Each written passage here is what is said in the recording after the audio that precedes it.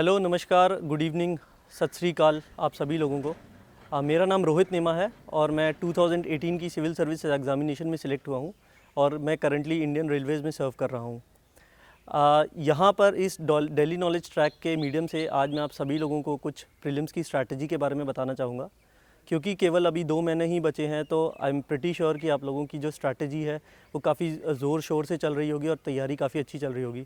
But at the same time, क्योंकि Covid का माहौल है, मैं ये चाहूँगा कि आप लोग एट दी प्रिपरेशन के साथ साथ अपनी तबीयत का भी ध्यान रखें, क्योंकि अगर एक बार तबीयत ख़राब हो जाती है तो आपके 15 से 20 दिन जाते हैं, जो इस टाइम पे काफ़ी ज़्यादा क्रिटिकल है। तो leaving apart the health aspect, मैं यहाँ पे अभी कुछ पार्ट कवर करता हूँ जिसमें आपकी स्ट्रैटेजी में जो हेल्प हो और जिस तरीके से आप एक नॉर्मल कैंडिडेट से एक एज वाले कैंडिडेट बन जाएं जिससे आपका सिलेक्शन हो जाए। कुछ यहाँ पर कुछ टिप्स हैं जो मैं देना चाहूँगा।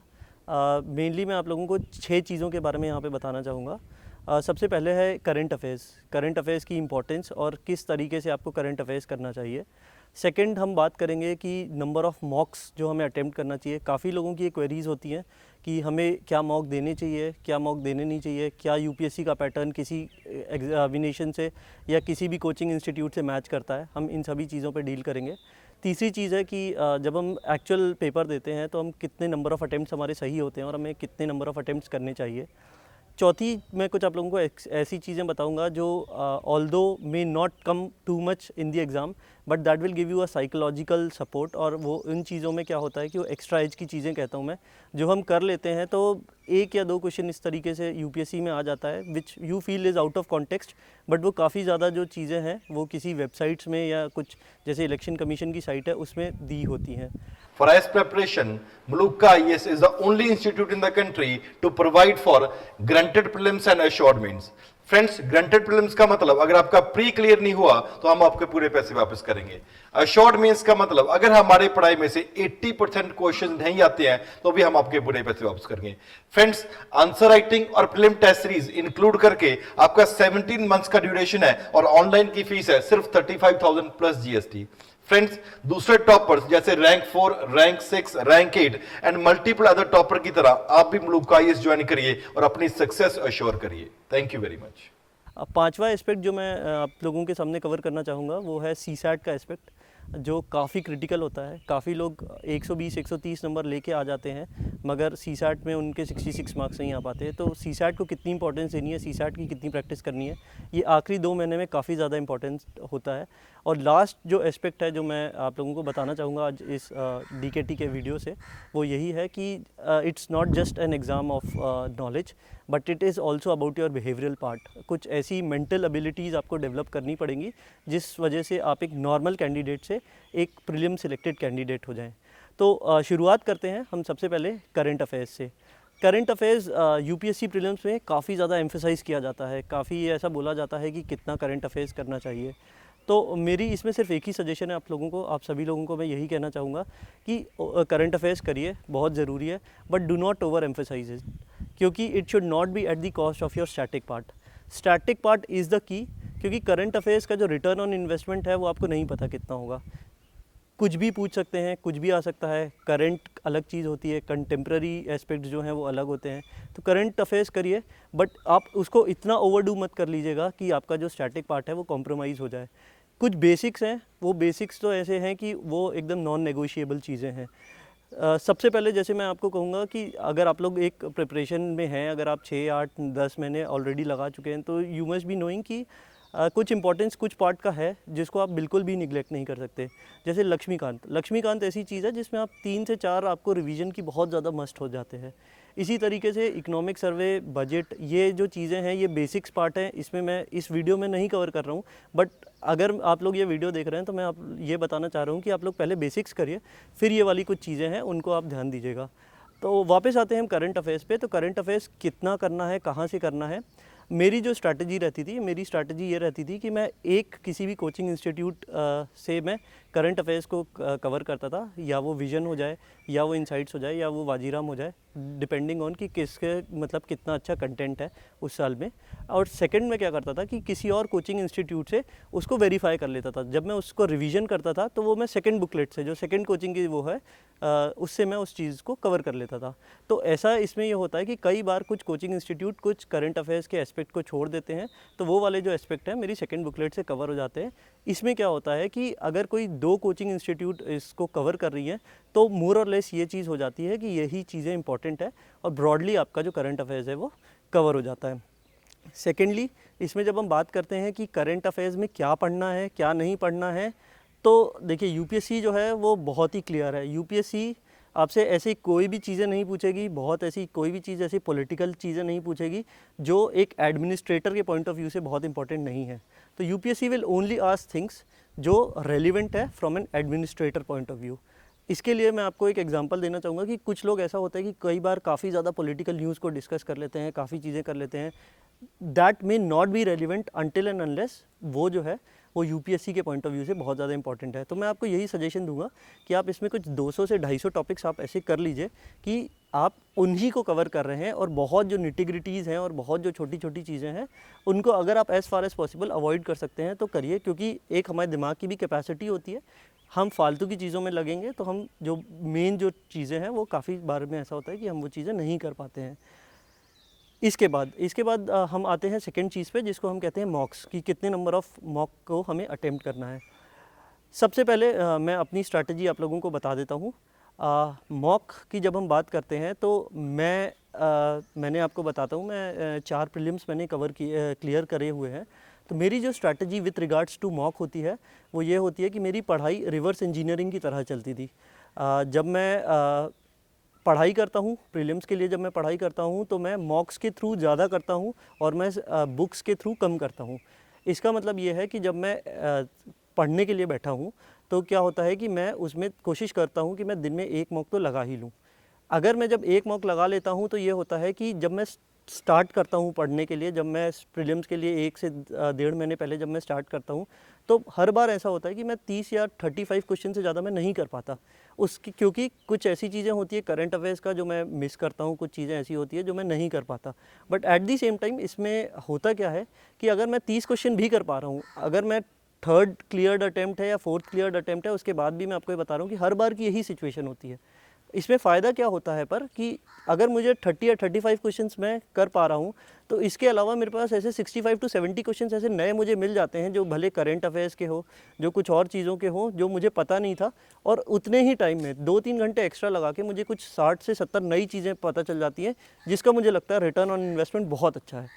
तो मेरी जो स्ट्रैटेजी है वो ये रहती है कि मॉक्स आप ज़्यादा से ज़्यादा करो। मॉक्स देने का एक और जो फ़ायदा होता है वो ये होता है कि जब आप मॉक देते हो तो आपका एक माइंड कंडीशन हो जाता है। आपका माइंड इस तरीके से कंडीशन हो जाता है कि आप ऑप्शंस की तरह काम करने लगते हो कि आपको क्या ये ऑप्शन एलिमिनेट होगा। कई बार ऐसा भी होता है कि क्वेश्चन यूपीएससी बहुत डिफिकल्ट बना देता है बट उसके ऑप्शंस काफ़ी ज़्यादा सिंपल बना देता है। इसीलिए यहाँ पे हमें जब बहुत ज़्यादा इंपॉर्टेंट ये है कि हम मॉक्स की से अपने आप को कंडीशन करें। और जब हम ये कहते हैं कि क्या मॉक्स का जो रेलिवेंस होता है वो यूपीएससी के पैटर्न से मैच खाता है, तो मैं कहूँगा कि नहीं खाता, बिल्कुल नहीं खाता। बट उसके बाद भी आपको मॉक करना बहुत ज़्यादा ज़रूरी है। इसीलिए ज़रूरी है क्योंकि आपके माइंड को ट्रेन होना बहुत ज़रूरी है कि आप उन ऑप्शंस को एलिमिनेट कर पाएँ। जेईई मेन में perfect 300 out of 300। DKT engineering पे जानिए कि मृदुल और सिद्धांत ने कैसे हिट किया ये target. DKT Engineering, a daily knowledge track platform for JEE aspirants. अब जो दूसरा क्वेश्चन आता है वो ये आता है कि हमें कितने नंबर ऑफ़ मॉक्स करने चाहिए। कुछ लोग बोलते हैं कि 10 से 12 मॉक में ही चीज़ें सफिशिएंट हो जाती है, कुछ लोग बोलते हैं कि 70 मॉक के आसपास भी कुछ लोग कर लेते हैं। मगर मेरा ऐसा पर्सनल मानना है कि ये आपकी खुद की उस पर डिपेंड करता है कि आपकी कितनी अभी तैयारी का क्या लेवल है। बट फिर भी मैं ये बोलता हूँ कि आपको करीब करीब ऐसे 35 टू 40 मॉक्स कर लेने चाहिए। फ़ायदा ये होता है कि जब आप 35 से 40 मॉक्स कर लेते हो तो आपकी जो ग्रोथ है इन टर्म्स ऑफ मॉक्स के स्कोर्स में वो बहुत ज़्यादा बढ़ जाती है। इंपॉर्टेंट बस ये है कि you should always speak at the right time. ज़रूरी नहीं है कि जब आप 2 महीने पहले प्रिपरेशन चालू कर रहे हो या आपके सिर्फ 1 महीने बचे हुए हैं तो हो सकता है आपका स्कोर 130 120 आए, नहीं आएगा वो, और आए भी तो वो बहुत डेंजरस है आपके लिए। इसीलिए आपके लिए डेंजरस है क्योंकि you should always speak at the right time. आप अगर 2 महीने पहले अगर मॉक लगाना चालू करते हो या आप 1 महीने पहले भी अगर मॉक लगाना चालू करते हो, तो मैं जैसा करता था वो ये है कि मेरी जो हमेशा जो मॉक्स में जो स्कोर है उसकी ग्रोथ ही होनी चाहिए। और बिफोर द एग्ज़ाम 1 वीक और 2 वीक्स बिफोर द एग्ज़ाम मैं उस टाइम पे पीक पे होना चाहिए। वो सबसे ज़्यादा क्रूशल होता है किसी भी स्टूडेंट, किसी भी एस्पिरेंट के लिए प्रीलिम्स को पार करने के लिए, कि you should peak at the very right time.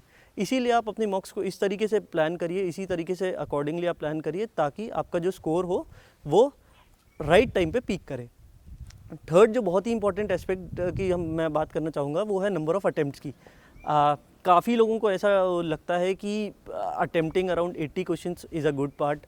कुछ लोग ऐसे कहते हैं कि नहीं, अगर इतना टफ कंपटीशन, इतना सीवियर कंपटीशन है तो 90 तो क्वेश्चन जो है वो अटेम्प्ट करने ही चाहिए। मेरी पर्सनल स्ट्रैटेजी के बारे में मैं बताऊंगा कि मैं कभी भी 95 क्वेश्चन से कम नहीं करके आता था।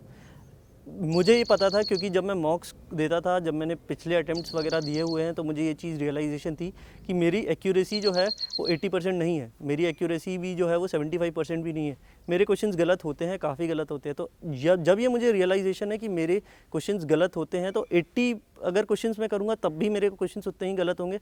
मैं 95 करूँगा तो तब भी मेरी जो एक्यूरेसी है वो 70-65 के आसपास ही रहती है। तो मेरा ऐसा मानना है कि मेरी खुद की जो स्ट्रैटेजी है, आप 90-95 के आसपास क्वेश्चंस करिए। बट इसमें भी मैं एक वर्ड ऑफ क्वेश्चन की तरह ये बोलना चाहूँगा कि आपकी स्ट्रैटेजी आप खुद बनाएं, किसी से कंपेयर मत करिए, किसी से मत पूछिए कि आपकी कितनी स्ट्रैटेजी है, आपको कितने क्वेश्चंस करने चाहिए। बेस्ड ऑन आपके मॉक में कितने गलत हो रहे हैं, कितने सही हो रहे हैं। Even an attempt of 80 is also good, an attempt of 95 is also a very good score. कुछ लोग होते हैं जो 100 में से 100 क्वेश्चन कराते हैं, बट वो उनकी खुद की वो होती है। तो डोंट गो बाय कि कौन कितना कर रहा है, ये आपको खुद ही आपकी खुद स्ट्रैटेजी होनी चाहिए जो आप बना सकते हैं। ये बहुत ज़रूरी होती है, और ये आप पहले से प्लान करेंगे। जो आखिरी के आप 10 मॉक देंगे वो इसी तरीके से दीजिएगा कि आपके रियल जो यूपीएससी का पेपर है आप उसी तरीके से दीजिएगा कि आप वो अटेम्प्ट कर रहे हैं। नेक्स्ट जो क्वेश्चन आता है, नेक्स्ट जो पॉइंट मैं आप लोगों को यहाँ पे बताना चाहूँगा वो है कुछ ऐसी चीज़ें हैं जो आपको एक एक्स्ट्रा एज दे सकती हैं। ये जो चीज़ें हैं ये मोस्टली मॉक्स कवर नहीं करेंगे, ये जो आपकी जो कोचिंग इंस्टीट्यूट्स हैं ये बहुत ज़्यादा आपको कवर नहीं करेंगी। बट ये ऐसी चीज़ें हैं जिनको आप करेंगे तो एक आपको एक साइकोलॉजिकल सपोर्ट मिलेगा, एक साइकोलॉजिकल आपको बूस्ट मिलेगा, जो मुझे लगता है कि यूपीएससी प्रीलिम्स के लिए बहुत ज़्यादा ज़रूरी है। फॉर एग्जांपल, मैं एग्ज़ाम के 2 या 3 दिन पहले हमेशा ये करता था कि मैं कुछ वेबसाइट्स हैं वो मैं विज़िट कर लेता था। मैं बहुत डिटेल में इनको विज़िट नहीं करता था, बट मैं कर्सरी लुक इनको देता था। इनसे अगर कुछ भी चीज़ अगर मुझे पता चल जाती थी तो मुझे ऐसा लगता था कि अगर 2-3 दिन ही है एग्ज़ाम को तो ये चीज़ कर लेता हूँ मैं। फॉर एग्जांपल, मैं हमेशा वर्ल्ड बैंक की जो वेबसाइट है वो देख के जाता हूँ, IMF की वेबसाइट है मैं वो देख के जाता हूँ। मैं इलेक्शन कमीशन ऑफ इंडिया के FAQs होते हैं वो मैं हमेशा देख के जाता हूँ। इससे होता क्या है कि आपको एक एडेड एडवांटेज मिल जाता है कि बाकी लोग तो सिर्फ मॉक्स कर रहे होंगे, बट अगर हमने ये वाली चीज़ें भी कर ली तो एक आपको एक साइकोलॉजिकल बूस्ट मिल जाता है जो आपके कॉन्फिडेंस को बहुत ज़्यादा बढ़ा देता है। तो एग्ज़ाम के पहले कॉन्फिडेंस होना बहुत ज़्यादा ज़रूरी है। आप कितना ही पढ़ लें, मगर अगर आप कॉन्फिडेंट नहीं हैं तो वहाँ पे कुछ चीज़ें जो है वो आपके लिए गलत हो सकती हैं। सेकंड लास्ट एस्पेक्ट जो मैं यहाँ पे कवर करना चाहूँगा आप लोगों के लिए वो है CSAT। बहुत लोग होते हैं जो CSAT को इग्नोर कर देते हैं eight the cost of their preparation of GS। I would strongly suggest कि डोंट टेक CSAT लाइटली। ठीक है, इट इज़ एक्सेप्टेबल की चीज़ें जो है 66 मार्क्स लेके आना है आपको और चीज़ें हैं क्वालिफाइंग है, but at the same time exam के पहले, एग्ज़ाम के 10 दिन पहले आप एक required number of attempts based on कि आपको कितना मैथ्स आता है। अगर 10+2 के बाद आपने मैथ्स नहीं किया है तो आई वुड स्ट्रांगली सजेस्ट कि आप कम से कम 5 से 7 पेपर लगा के जाएं। और अगर आप बहुत ही कंफर्टेबल हैं, आपको ये है कि ये है, तब भी आप मिनिमम 3 पेपर तो लगा के जाएं, so that you get a feel of things. क्योंकि क्या होता है, एक जो बहुत ही इंपॉर्टेंट चीज़ होती है वो ये होती है, it is not just about the CSAT exam जब आप अकेले रूम पे बैठ के पेपर देते हो, बट क्योंकि पेपर 1 का प्रेशर इतना ज़्यादा हो जाता है, आप एक रात पहले नहीं सो पाते हो, मैक्सिमम टू मैक्सिमम आप 3 से 4 घंटे सोते हो, तो क्या होता है कि CSAT के पेपर में एक फैटीग आ जाती है। उस फैटीग के टाइम में आपको परफॉर्म करने में भी कुछ चीज़ें होती हैं, कुछ दिक्कतें होती हैं, तो बेटर बी प्रिपेयर्ड। और कितने क्वेश्चंस करना है, ये क्या करना है, ये आप पहले से ही जाइए और पहले से ही करके जाइए कि आप मिनिमम से मिनिमम आप 50 क्वेश्चन करेंगे। Don't go for the limit कि मैं 35-37 क्वेश्चंस कर लेता हूँ, 66 मार्क्स ही तो लाने हैं। एक बफर स्कोर रखिए, आप बफर स्कोर रखिए कि कम से कम ऐसे 80 मार्क्स तो आपके आ ही जाएँ, 85 मार्क्स आ जाएँ, ताकि CSAT will not be a hurdle for your clearing prelims. Last aspect जो मैं यहाँ पर कवर करना चाहूँगा वो है बिहेवियरल एस्पेक्ट। जैसा मैंने पहले भी कहा है कि this exam is not just about your knowledge but it is also about your mental preparation. तो कुछ चीज़ें हैं जो इसमें मैं आपको सजेस्ट करना चाहूँगा। सबसे पहला तो यही है इसमें कि don't over exert your self, don't over exert. बहुत ज़्यादा स्ट्रेस मत लीजिए, इट्स जस्ट एन एग्ज़ाम। और जितना आप इस एग्ज़ाम में कूल रहेंगे उतना ज़्यादा चांसेस हैं कि आप चीज़ों को कवर कर लेंगे और उतना ज़्यादा चांसेस हैं कि आप इस एग्ज़ाम को क्लियर करेंगे। अगर आप पैनिक मोड में आ जाते हैं, आप टेंशन ले रहे हैं, चीज़ें काफ़ी ज़्यादा डिफ़िकल्ट हो जाएंगी आप लोगों के क्लियर करने के लिए। दूसरी बात यह है कि before the exam, just a night before the exam, I know कि नींद नहीं आती लोगों को। मैंने 5 प्रीलिम्स दिए हुए हैं, 6 प्रीलिम्स दिए हुए हैं मैंने, तो मुझे ये चीज़ पता है कि किसी भी अटेम्प्ट में आप चाहे किसी भी लेवल ऑफ प्रिपरेशन में हो, आपको एक रात पहले नींद अच्छे से नहीं आती है। 4 to 5 hours of sleep is a luxury, but इसमें पैनिक मत करना, ये होगा और ये सबके साथ हो रहा है, हर कोई नर्वस होगा, बट वहाँ बहुत ज़्यादा इंपॉर्टेंट है कि आप अपना काम मेंटेन करिए। तीसरी जो इंपॉर्टेंट चीज़ है जो मैं आप लोगों को सजेस्ट करना चाहूँगा कि जब आप एग्ज़ाम के लिए जाएँ तो आप एडमिट कार्ड लेके ही जा रहे हैं, वाटर बॉटल लेके ही जा रहे हैं, बट एक जो बहुत इंपॉर्टेंट चीज़ है वो होती है कॉमन सेंस। कॉमन सेंस मत छोड़ के जाइएगा, क्योंकि कुछ बहुत सारे ऐसे क्वेश्चन हो जाएंगे जो यूपीएससी देगा which will be based on your common sense, जो एलिमिनेट हो जाएंगे कॉमन सेंस के थ्रू। तो don't leave that aspect, common sense घर पे मत छोड़ के जाइएगा, क्योंकि that will really help you in the exam. And last but not the least, मैं आप लोगों को ये कहना चाहूँगा, इस बार का जो एग्ज़ाम है this will be an altogether a different level, बहुत अलग लेवल होगा, क्योंकि it will not be a just of competition of knowledge, of your mental ability, but also about your health aspect. खुदा ना खास्ता आपको Covid हो गया ये है, तो आपकी प्रिपरेशन जो 1 साल की है वो हैम्पर हो जाएगी। तो मैं यही कहूँगा, ठीक है पढ़ाई करो, सब कुछ करो ये, but at the same time be safe, अपने आप का ध्यान रखो। And I am very sure अगर आप छोटी छोटी चीज़ों को अगर आप फॉलो करोगे, अपार्ट फ्रॉम जो आप बेसिक्स जो आप करते हो, ये वाली चीज़ें हैं, तो I am pretty sure that you guys will make it. All the best for all of you. If there any other thing for which you want me to make a video, I'll be very happy to do so. Thank you so much.